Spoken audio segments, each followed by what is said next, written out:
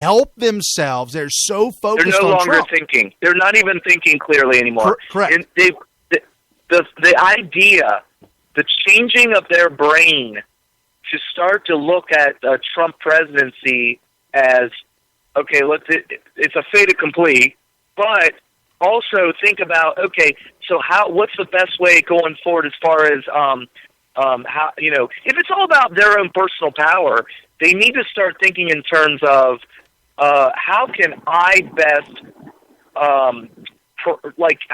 can my career do best under a Trump presidency?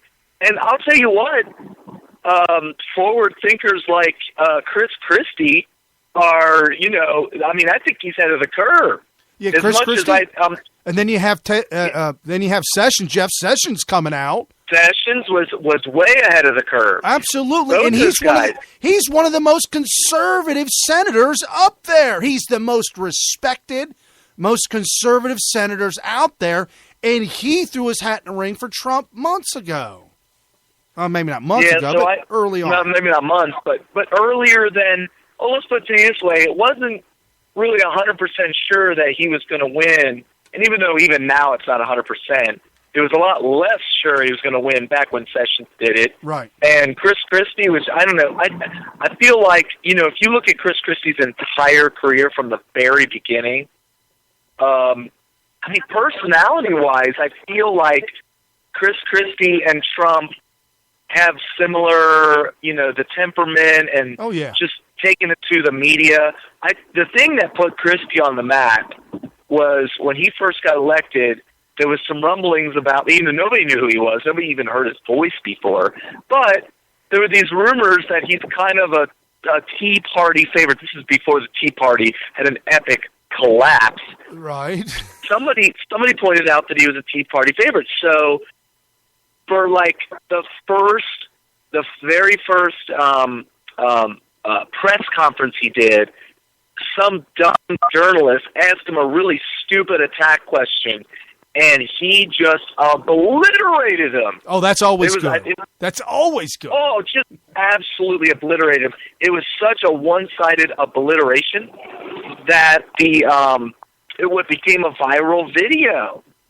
And what happened is his response to this kind of a gotcha in your face type of question caused everybody in the conservative movement to say, "Whoa, who is this Christie guy?" Right. And you know what?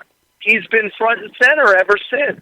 Yeah. And wow. the sad part of it was he was fine until finally, he did a couple things that were questionable, and then that whole embrace heard around the world after Hurricane Sandy really, really hurt his career. Well, and you see how he kind of goes with the wind, though. Whatever's popular, he kind of floats to it. If this is moving fast and heavy, there's an argument that can be made that it's possible that had he not done that embrace heard around the world, that maybe Mitt Romney maybe that was the nail in the coffin for Mitt. So as far as the wind's blowing whichever way, he could have not done that. Yeah, he picked the wrong wind. Yeah, he picked the wrong one. An argument could be made that whoever he picked would have ended up winning. Wow. Like he picked Obama, did the embrace, and Obama wins. However, had he not done that embrace and maybe stood by Romney, maybe Romney wins. And so he was in that rare position where, whoever he picks is gonna go for it. It's kind of like Oprah Winfrey, Oh yeah. Had she not come out and said, we need to all rally around, we need to all come together, put our differences aside, and rally around our boy, our man. Oh, we don't use the word boy when it comes to No. Yeah, okay, so she wouldn't use the word boy, but, our man, Obama, let's, put our differences aside and do that. And then he ends up winning. Had Obama come out and said, we need to put our differences aside and rally around Clinton, we would have had a Hillary Clinton president back in 2008. Yeah, very possible. Very possible. Yeah, so both those guys were in those very interesting, rare circumstances where whoever they pick was going to win. Right. Well, that's interesting. So. And no, I agree with you 100%. I also agree, though, that Mitt in his last two debates had his own demise and lost it. Because we were looking for that person that would stand up and be in your face and not back down, and that never happened. So the argument isn't as clear. It's not as clear. And now we have with Christie. Right. Now we have Trump, who, regardless of anything going on, refuses to back down from anybody. You know what? I'm glad you said that. I'm glad you said that because I don't want any listeners to believe that I'm making the case that Christie is the reason why Trump is going to get elected. Yeah, do not make that mistake. I'm not. Believe me, Christie's just trying to. He's trying to find the headwinds, and he just wants to get his vote in there. Right, he's riding on the coattails because he'll have, an appointment to a cabinet or something or whatnot. And Ben Carson came out this week and talked about this thing that went down in Arizona. Ben Carson has come out for Trump, obviously, and Ben Carson was on Fox, and that was huge. He's taken up for Trump. And I'll tell you what, I know Carson seems a little low energy, but it's not that he's low energy. It's just that he's more of a soft-spoken individual. But I really love entertaining the Trump Carson ticket. I think I like the idea of Carson having some sort of a role. You do realize that he already said that he already said that he's going to be have a role in Trump's cabinet. He already said that. Right, and so I would rather him be a part of the cabinet than be vice president. Okay. Because there's two problems with that. Number one, I think Carson's much too smart to be relegated to such a pointless role. I mean, you are literally, your entire job is to be on standby and be ready in case, I don't know, Trump has a heart attack or whatever. Maybe, you know what it is? Here's what it is. VP is the hood ornament on a Rolls Royce. Something like that. I mean, you're really not. You really don't have a role. No, you're the hood ornament. You don't do anything but be there. That's all you do. But you just got to be there, right? You're just there. But it's possible too that you could be a consultant to the president if the president is looking to you. And I believe George W. Bush. I was going to bring this up. I think he tapped George. I think Cheney has been Dick Cheney's been a very important consultant to George Bush. I do believe that. I don't think he was playing president. The left will tell you that the real president was Dick Cheney. He was the one that was pulling all the strings. No, I just think that he was a good person to go to for moral support on decisions, or maybe even,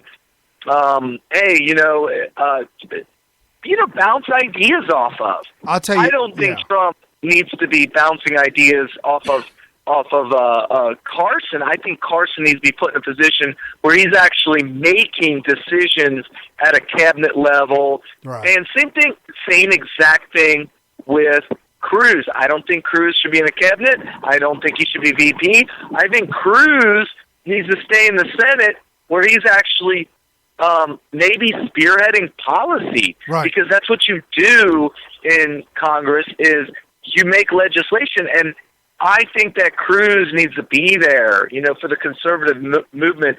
So all these people saying we need a Trump-Cruz ticket. No. That for the conservative movement, that's actually a less powerful position for the movement. Right, because it'd be more position. Right, it'd be more spread out. Yeah. The leaders who take charge would be more spread out amongst the administration. Or not the administration, but part of the Senate, part of the House, we want leaders in all the branches. Yeah, and especially where Cruz is. I mean, stay in Congress and be a person who's not only making policy, but getting up there in front of them and saying, you guys are a bunch of idiots. This is wrong. Right. We shouldn't be doing it. Seriously, he needs to be a voice there in Congress. So he needs to stay there. Did you hear? I'm going to be honest with you. He's always been there, but because he didn't show himself really until this week. He was off my radar, but he shows up, and I'm like, oh crap! This is the VP choice right here. Mr. Mr. Pizza, the Godfather of pizza. Cain. Herman Cain, when he reared his head this week and somehow made headlines, I totally forgot, and I was like, oh my gosh! And now Herman Cain. Let me say something about Herman Cain. When he was still a viable candidate, at one point he was the front runner in a very crowded field early in the primary, before Mitt Romney eventually took over and became the nominee in 2012. I was all for Herman Cain. He was my man back in 2012. I said, out of all the people who are running and look like they might have a chance, my guy's got to be Herman Cain. So I went to one of his rallies. And when I got there, I'm going to be honest with you, man, I didn't realize how much, even though nationally he was doing really well in the poll numbers nationally, I went to a rally of his that was in Cincinnati, and it was early in the morning on like a Tuesday, which I'm like, who the heck can come to this? Right. I think I was the only one that showed up that was not currently in his campaign. And so it was this small, it was like a Sheridan, or it was in Sharonville. It was in one of the, the ballrooms or whatever. Right. That was sectioned off like to a third of its size. Like it had like 100 seats maybe. Wow. And like me and 3 other people. And there were some media people. Like half of the entire room was media. The other half of the room were Herman Cain, not supporters. Herman Cain, they were part of his campaign. Oh, so yeah, wow. He was kind of hurting. Yeah. Hey, I've got a 27-second clip on Herman Cain to the establishment, and he was. Is it this week? Is it current? No, this was March 2nd. Oh, so that's pretty recent. It's not too far off. Yeah, a couple weeks ago. Yeah, he was on Fox News, and it wasn't March 2nd of 2014, is it? 2012. Oh, I'm lying. What? I'm lying. I'm not. Oh, 2016. I'm gonna right? play it and see how it comes off. All right. Okay. This is Herman Cain on Fox with. How do you feel about the establishment getting into almost a panic about the Trump run? Well, I'm probably not going to get invited to many establishment gatherings because my message to them is quite simply, get over it. So I believe that the establishment needs to get over it and just allow the people to speak. And so far, 285 delegates, that's not a fluke. Get over it, establishment. Okay, I don't know if you were able to hear that very well, but pretty much Herman Cain is telling the establishment, get over it. Oh, I heard it loud and clear. It was very good quality. Oh, okay. Oh, great. Okay, well, so, I mean, you see where Herman Cain's coming from, and then obviously you're saying this week, if you do the Google on Herman Cain, he's definitely back in the news, and he stood up to the anti-Trump protesters and yelled at him, told him, he said Donald Trump is not a racist, and he was standing up to the protesters for Donald Trump. So yeah, I mean, absolutely. I mean, and he was not on the map. He wasn't on the map for me originally, and so when he came out and did that, I was like, oh, I forgot about Herman Cain. But one thing I wanted to say about that is that he's really amazing when he speaks. I think he might be one of the best speakers I've ever heard in my life. Really? Because he speaks so loud in person. When you're in person and you hear it, it's kind of startling. Like it's pretty amazing. Wow. And he speaks very, very clear and loud. Like you can hear it in the. He's got that booming voice. Right. Oh, it's booming. He's got a lot of bass. He's like that, that bass baritone type of voice. Right. And it's